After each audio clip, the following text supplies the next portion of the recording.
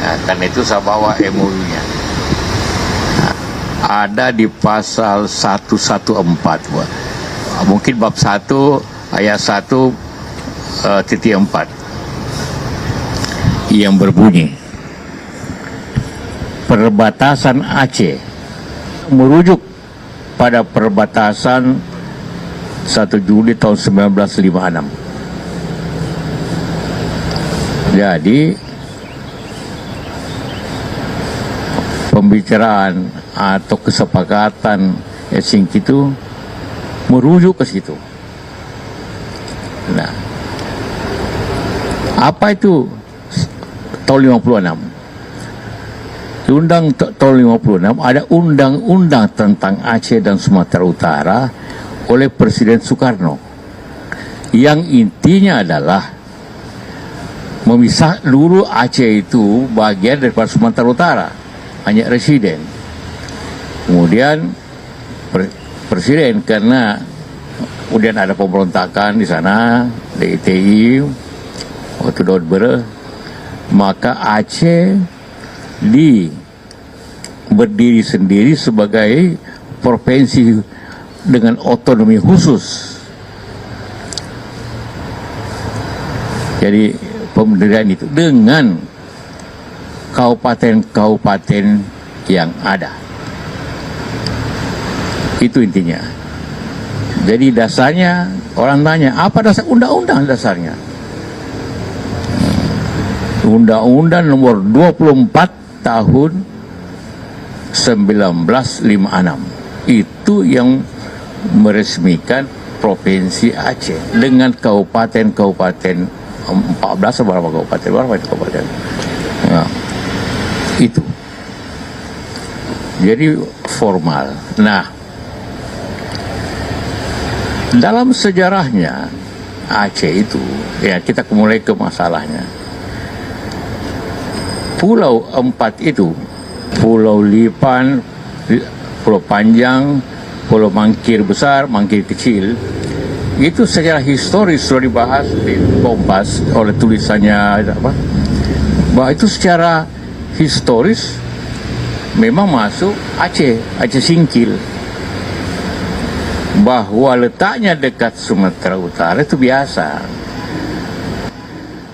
Contohnya di Sulawesi Selatan ada pulau yang dekat NTT, tapi tetap Sulawesi Selatan walaupun dekatnya ke NTT, itu biasa.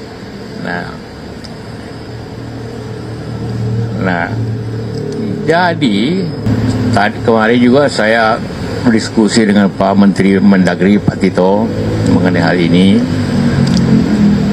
Wah, tentu karena ini didirikan dengan undang-undang, tidak mungkin itu tentu tidak bisa dibatalkan atau dipindahkan dengan Kepmen. Karena undang-undang lebih tinggi daripada Kepmen. Kalau mau merubah itu adalah undang-undang juga. Hanya karena analisa perbatasan. Selama ini orang sana pulau itu bayar pajaknya ke Singkil. Nanti ada temannya akan bawakan bukti pajak dia ke Singkil. Jadi baik dari sisi bahwa maksud baik Pak Tito kita juga hargai, karena ingin pemerintah itu efisien yang dekat, yang pemerintah yang dekat. Tapi secara historis ini memang pulau itu bagian dari Aceh, dan itu dibentuk berdasarkan undang-undang, walaupun di undang-undang tetap tidak sebut tentang pulau itu. Kemudian bagaimana perundingan di Helsinki? Ini adalah kesepakatan bersama antara pemerintah dan negara. Dua-dua mau sepakat membicarakannya. Apa kepentingan Pak Aceh? Ingin agar jangan ada katakanlah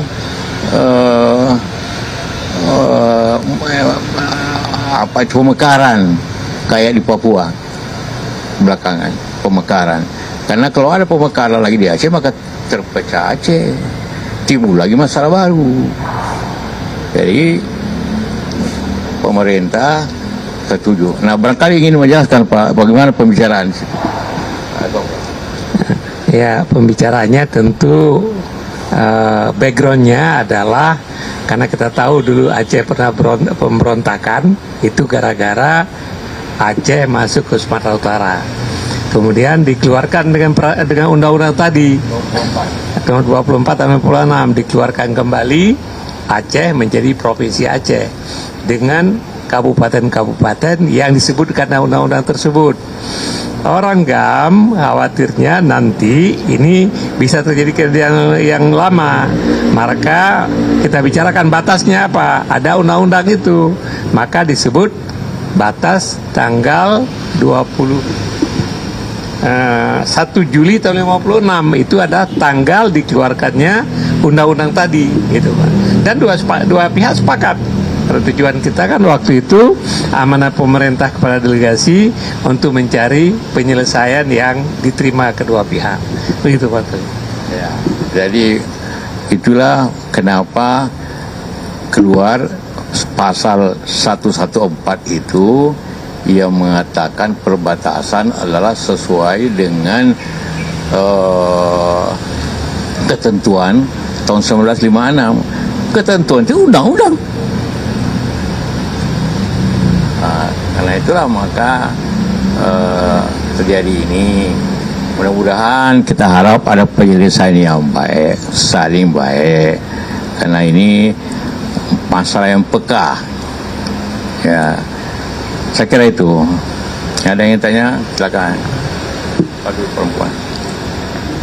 Dari? Saya dari Barat. Ya, oke. Ada dua pertanyaan Pak. Yang pertama. Ya Pak, saya Haya dari Kuparan. Ada dua pertanyaan Pak. Yang pertama itu kan tadi Bapak juga sudah menyinggung soal isi dari MOU Helsinki yang menyatakan bahwa batas-batasnya itu merujuk pada tahun 56. Nah, tapi kemarin Kemendagri itu menyatakan bahwa dalam perjanjian perbatasan wilayah ini juga merujuk pada perjanjian antara Gubernur Aceh dan juga Gubernur Sumatera Utara pada tahun 92. Di mana dalam perjanjian itu katanya hanya batas darat saja yang diatur gitu. Nah, apakah dalam aturan tahun 56 ini sebenarnya juga diatur batas lautnya begitu. Nah, lalu pertanyaan yang kedua adalah kemarin bagaimana tanggapan Pak JK dari usulan dari Gubernur Sumatera Utara saat ini, yaitu Mas Bobi, yang menyatakan mengusulkan kalau misalnya di pulau-pulau ini ada sumber daya alam termasuk minyak dan gas untuk dikelola bersama antara Sumatera Utara dan Aceh. Terima kasih Pak. Iya.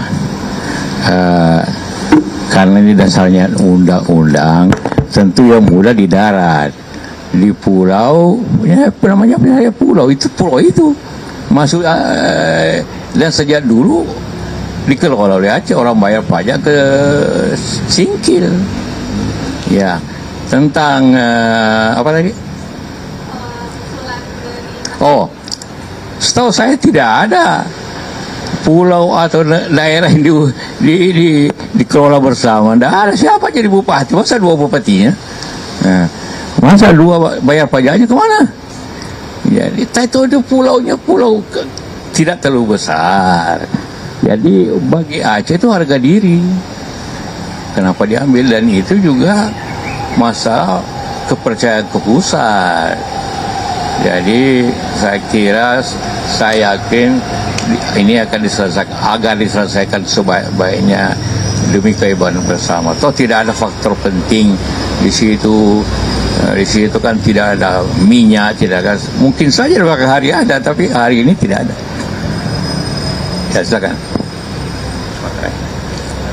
Izin Pak, cegah saya Domo dari Tribun Timur dan Serambi Indonesia. Yang pertama,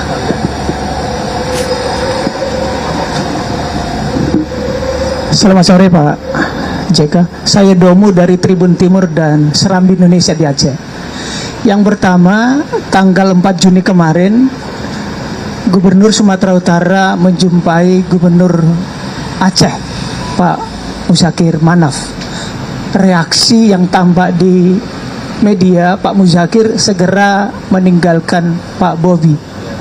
Sebagai orang yang dekat dengan masyarakat Aceh, apakah Pak JK menangkap pesan dari sini, apa sudah mengetahui pesan dari pertemuan itu? Yang kedua, apakah benar ada perebutan kekayaan alam di dua pulau ini antara Sumatera Utara dengan Aceh? Ke Pak Sofian, apakah ini akan berdampak memungkinkan misalnya timbul lagi pemberontakan tanda kutip di Aceh atau penolakan?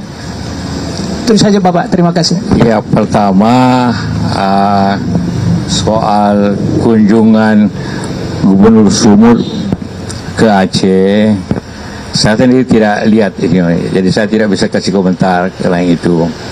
Tapi itu mungkin menggambarkan kekecewaan orang Aceh, Gubernur Aceh, mungkin itu. Kedua, soal apa tadi? Ekonomi, ada faktor ekonomi. Sekarang ini tidak ada. Mungkin di belakang hari ada, seperti juga di Andaman, di utara Aceh, tiba-tiba ada gas sangat besar. Siapa tahu ada. Kita tidak tahu, sekarang ini belum ada. Tapi bisa saja ada kemudian, itu nanti. Ya, ya silakan.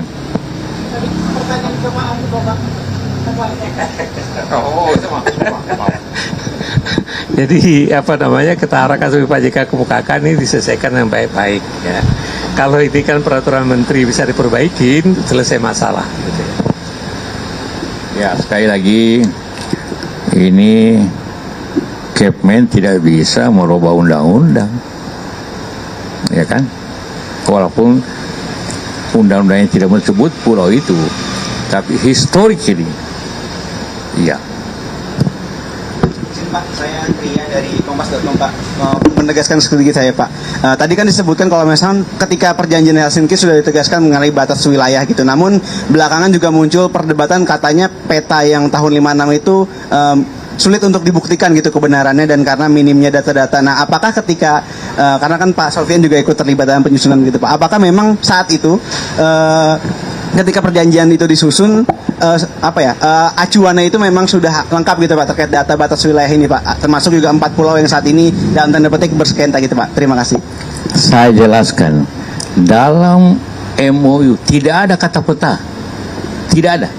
Saya ulangi lagi, perbatasan Aceh menunjuk kepada perbatasan 1 Juli tahun 1966. Jadi yang berbatas kabupaten ini Aceh, dan ini tidak ada, sama sekali tidak menyebut peta, hanya perbatasan.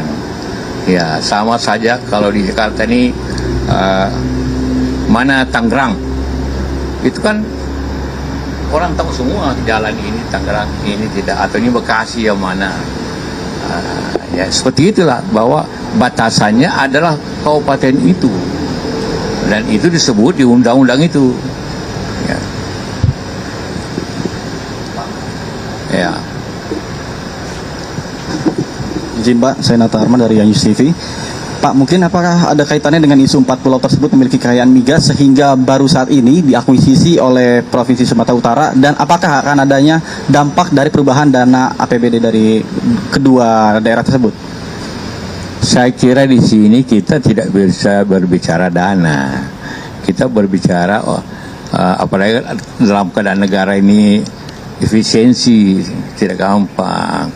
Jadi ini tentu adalah suatu upaya kita untuk negeri ini hidup damai dengan baik, bertetangga yang baik. Karena kalau seperti Anda punya rumah, tiba-tiba ada yang mengklaim pagarnya, pagarnya tentu marah kan, ya, atau apa. Jadi gitulah sebenarnya. Jadi mudah-mudahan, saya yakin pemerintah bisa menyelesaikan dengan baik.